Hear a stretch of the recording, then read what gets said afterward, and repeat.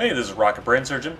Today we are looking at the IS-7. This is a Tier 10 Russian heavy tank characterized by okay mobility. If you shoot APCR, then it has okay firepower, but neither of those things make the tank. It's the armor that makes the IS-7.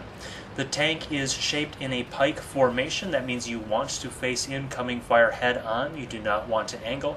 But the main feature is the turret. The turret is one of the strongest turrets in the game.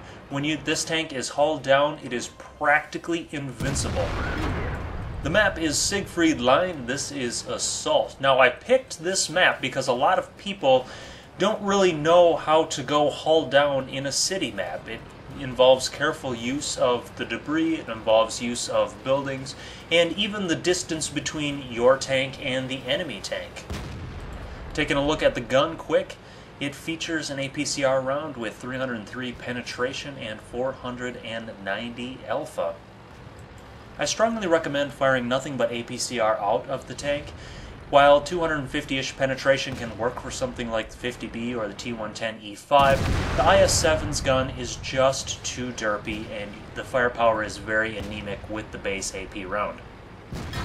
Notice the use of debris in front of us. That is hiding the lower hull, making the IS-7 hull down. In this position, it is incredibly difficult to penetrate. There's an M103 and an E75 in front of us. How do we force the advantage? Well, look at the aiming. I'm going to slow the game down in a couple of places, and that's because I want to take a look at where we're aiming with the IS-7. Both the E75 and the M103 have places on their turret where they can be penetrated.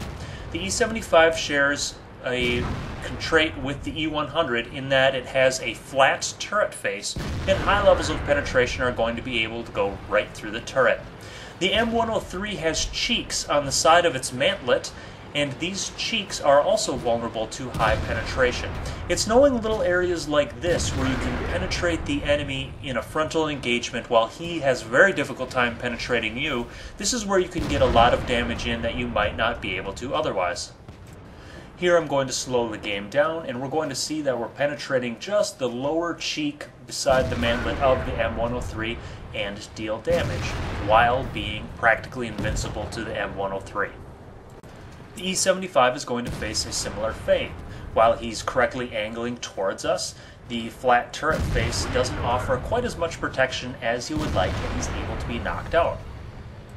And here we are going to see another penetration through the cheek of the M103. He's trying to be hulled down himself, however, it's just not enough. The turret on the M103 isn't quite tough enough to stand face to face with an IS-7, and he quickly goes down.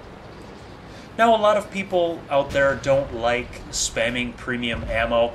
However, in the case of the IS-7, it's just necessary. There's no way around it. The gun isn't accurate enough to hit weak spots. Trying for the commander's hatch on either the M103 or the E75 is just going to end in failure.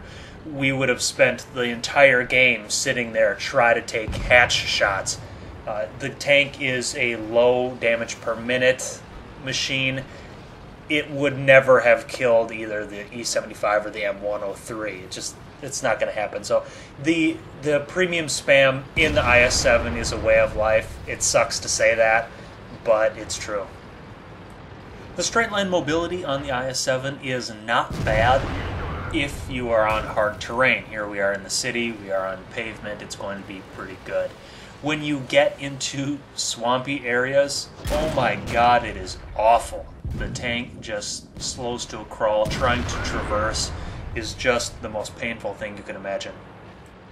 As we saw right there, when not hulled down, the lower glacis is vulnerable. The 113 was able to penetrate it, no problem.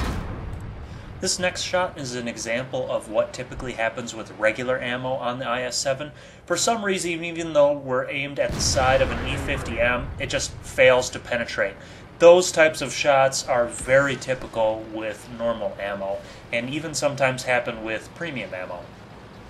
So you'll notice that we didn't push the action south, instead turning around to head north and get flank shots on the E50 and the Baby Waffle. The E50M jumps in front of the killing blow of the Baby Waffle, but the Baby Waffle's days are numbered. Now, the reason why we didn't push into the south or push into the east, even though we knew that there were enemies there, was because the IS-7 couldn't be hauled down in that situation and couldn't use its strengths.